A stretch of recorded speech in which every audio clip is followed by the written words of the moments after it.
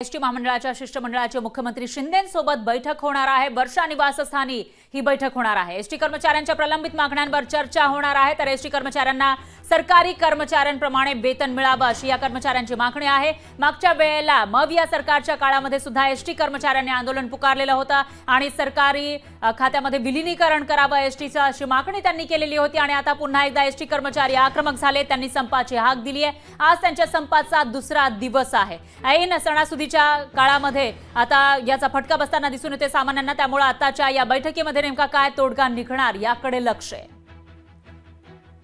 आणि या विषयी अधिक माहितीसाठी आपले प्रतिनिधी चेतन नावरे हे थेट आपल्या सोबत जोडले गेले आहेत। चेतन, काय सांगाल, एसटीच्या शिष्टमंडळाची आज मुख्यमंत्र्यांसोबत बैठक आहे, नेमकी किती वेळात ही बैठक आहे आणि आज तोडगा निघण्याची शक्यता आहे का?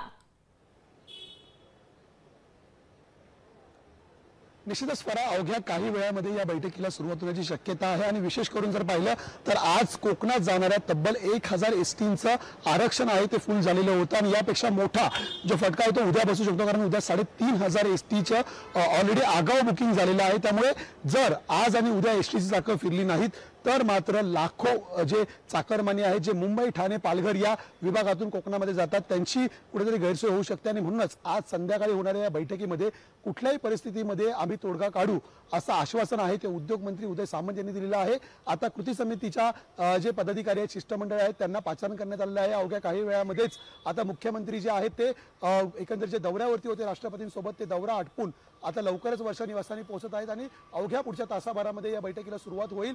आज जर पाहिलं तर जवळपास 40,000 फेऱ्यांपैकी 27,000 फेऱ्या आहेत त्या झालेल्या नाहीत, म्हणजे जवळपास 70% वाहतूक ही आज बंद होती। त्यामुळे 22 कोटींचा जो तोटा आहे तो एसटी प्रशासनाला सहन करावा लागलेला आहे। त्यामुळे अशा प्रकारे जर अधिक तोट्यामध्ये एसटी गेली तर नक्कीच ते एसटी महामंडळासाठी परवडणार नाहीये आणि एकूणच प्रवाशांच्या गैरसोयीचं ठरणार आहे। त्यामुळे आजच्या बैठकीत कुठल्याही परिस्थितीमध्ये शिष्टमंडळाची मनधरणी करण्यात मुख्यमंत्री यशस्वी होतात का हे अवघ्या काही तासांमध्ये स्पष्ट होईल। निश्चितच चेतन, एकूणच असं म्हणता येईल की आजच्या बैठकीमध्ये नेमकं काय होतं याच्यावर आता उद्याचं चित्र डिपेंड असणार आहे, अवलंबून असणार आहे असं म्हणता येईल। त्यामुळे याविषयीची अपडेट आपण तुमच्याकडून घेत राहूया। दरम्यान धन्यवाद तुम्ही दिला या सविस्तर माहितीसाठी। लोकशाही मराठी ऐका, पहा, जागरूक रहा।